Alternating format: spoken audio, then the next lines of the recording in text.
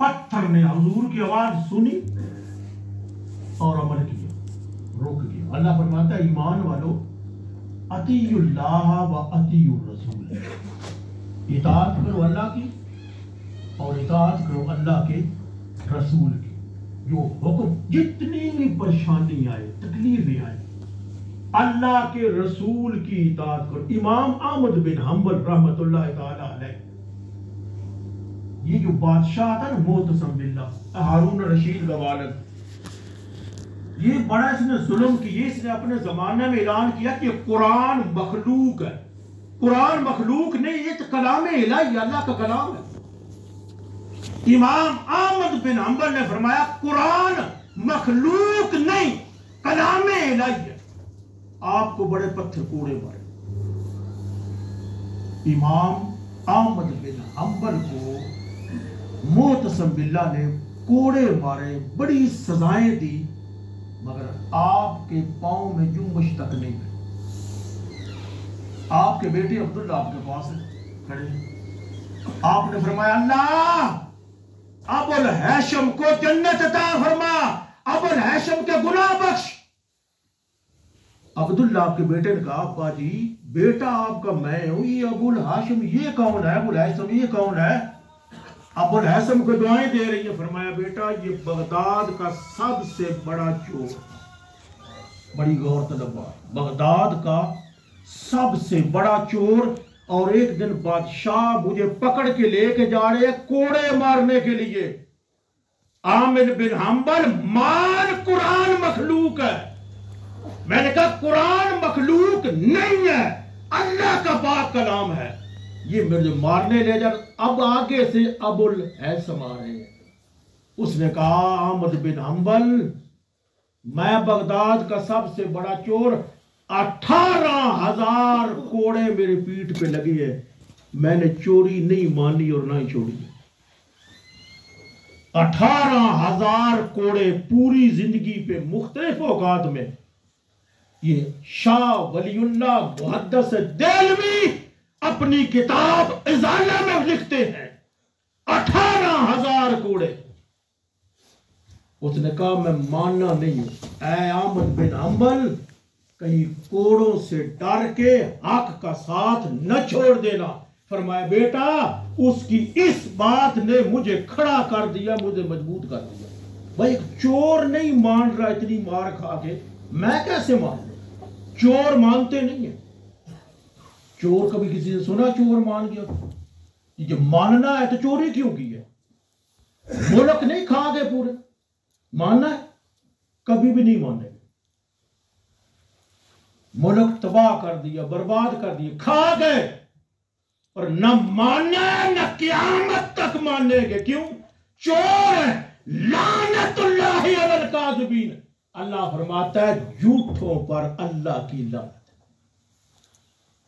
جھوٹ بولنے اس پر خدا کی لعنت۔ امام احمد بن حنبل، وہ عام آدمی تھے امام احمد بن حنبل، 7.5 لاکھ حدیثیں زبانی یاد تھی۔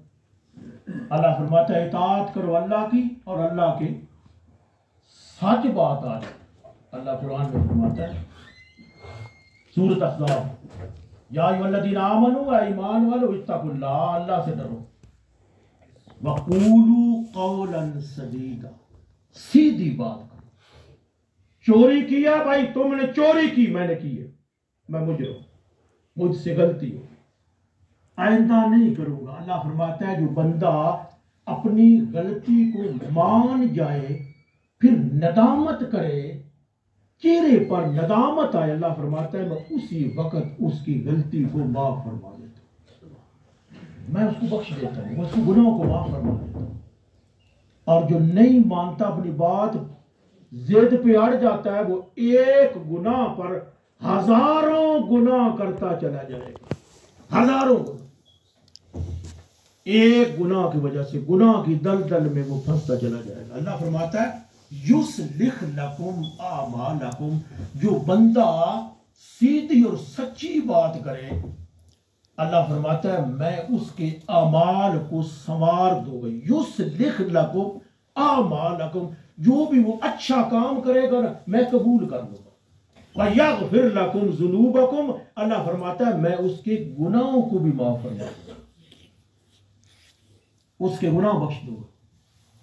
اطیعوا اللہ و اطیعوا الرسول، اطاعت کرو اللہ کی اور اطاعت کرو اللہ کے رسول کی۔ حجر اسود یہ پتھر ہے، یہ کو کہیں پہاڑ سے کچھ کاٹ کے تراش کے وہاں نہیں لگایا گیا حجر اسود خانے کعبے میں، یا حجر اسود ہے نا، جب یہ پتھر لگایا تھا حضور نے اس وقت یہاں چھت تھی، کعبے کی چھت یہاں تھی، یہ بعد میں تعمیر 7 دفعہ کعبے کی تعمیر ہوئی تو پھر یہ اونچا چلا گیا، پہلے وہاں تھا، حضور نے اس کی چھت کے ساتھ اس کو اپنے ہاتھوں سے نصب کیا۔ یہ پتھر جنت سے آیا تھا، یہ پتھر جنت سے آیا، اور اس کعبے کی چھت کے اوپر وہ سینگ تھے جو حضرت اسماعیل علیہ السلام کے فدیے میں حضرت ابراہیم علیہ السلام نے جانور قربان کیا تھا، فدیہ دیا تھا، اس کے سینگ اس کے اندر تھے۔ جب یزید کے دور میں حجاج بن یوسف نے حملہ کیا نا خانہ کعبے پر، سنگباری کی، تو وہ سینگ جل گئے اس وقت۔ نبی اکرم صلی اللہ علیہ وسلم نے پتھر کو چوما۔ اب جو قرآن کہتا ہے 17واں سپارہ، جو پتھروں کو چومتا ہے وہ جہنم میں جائے گا، پتھر کے ساتھ ہی۔ ہجر اسود کو چومتا ہے، حضور نے فرمایا ہجر اسود یہ پتھر جب بندہ چومتا ہے اس بندے کے گناہوں کو چوس لیتا ہے، بندہ گناہوں سے پاک ہو جاتا ہے۔ پتھر کو چومے یہ گناہوں کو چوس لے گا۔ اور جو خانہ کعبہ ہے اس وقت سے لے کر قیامت تک جن لوگوں نے کعبے کا طواف کیا، قیامت والے دن حضور نے فرمایا وہ کعبے کے ساتھ چمٹ کے جنت میں داخل کر دیے جائیں۔ کعبہ ان کو پہچانے گا، سارے کعبے کے ساتھ ہوں گے، جنت میں لے جائے گا۔ جو بھی چیز نبی اکرم صلی اللہ علیہ وسلم کی بارگاہ میں عرض کی یا رسول اللہ حجر اسود کو آپ چومتے ہیں، فرمایا میں اس لیے چومتا ہوں کہ یہ جنتی پتھر میری پیدائش سے پہلے مجھ پر سلام کہتا تھا، سلام بھیجتا۔ اللہ کے رسول نے چوما، قیامت تک چومتے رہے۔ اطیعوا اللہ و اطیعوا الرسول، اطاعت رسول۔ اب بادشاہ کھا گئے نا، ملک کھا گئے نا، بادشاہی کو یہ آسان کام ہے، ہر بندہ بادشاہی کر لے۔ شاہ ولی اللہ محدث دہلوی رحمۃ اللہ علیہ نے فرمایا حضرت عمر مدینے سے گئے شام میں، جب جنگ پہ گئے شام میں، شام سے جب واپس ہونے لگے تو آپ نے صحابہ سے فرمایا وہ مجھ سے ہٹ جاؤ، الگ ہو جاؤ، میں الگ چلنا چاہتا ہوں، علیحدہ، میں رعایا کا پتہ کرنا چاہتا ہوں کہ رعایا کا میرے متعلق ان کا کیا خیال ہے۔ بادشاہی اس کو کہتے ہیں، اسلام یہ ہے۔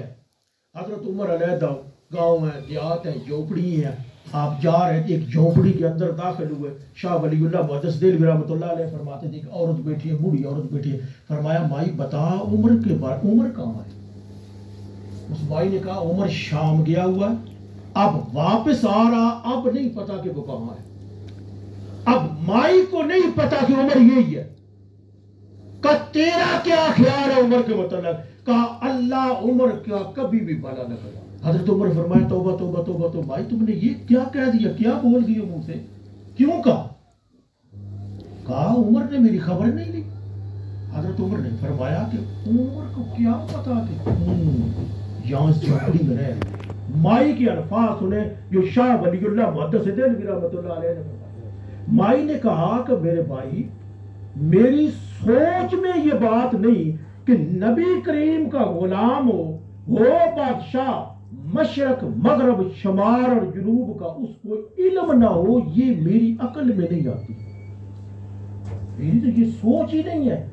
وہ حضور کا غلام، اس کو مشرق اور مغرب کا علم ہی نہ، اس کو پتہ ہی نہ، وہ بادشاہ کیوں بن گیا؟ حضرت عمر نے فرمایا مائی اب تو بتا کہ تو عمر کو معاف کرے تو کتنا وہ پیسہ تمہیں دے کہ تم معاف کر دو؟ تو مائی نے کہا 25 دینار عمر مجھے بھیج دے، میں اس کو معاف کر دوں۔ حضرت عمر نے فرمایا ٹھیک ہے۔ اتنی بات ہوئی تو حضرت علی اور عبداللہ ابن مسعود وہ حضرت عمر کو تلاش کرتے خیمے کے اندر آ گئے، अस्सलाम अलैकुम या अमीर अल-मोमिनीन। जब हजरत अली और अब्दुल्ला बिन मसूद का औरत ने सर पे हाथ, वो मुझसे क्या हो गया, आप अमीरुल मोमिनीन है, मैं तो आपको क्या कह दी हूँ, क्या मेरे मुंह से निकल। उमर ने फरमाया आपने सही कहा।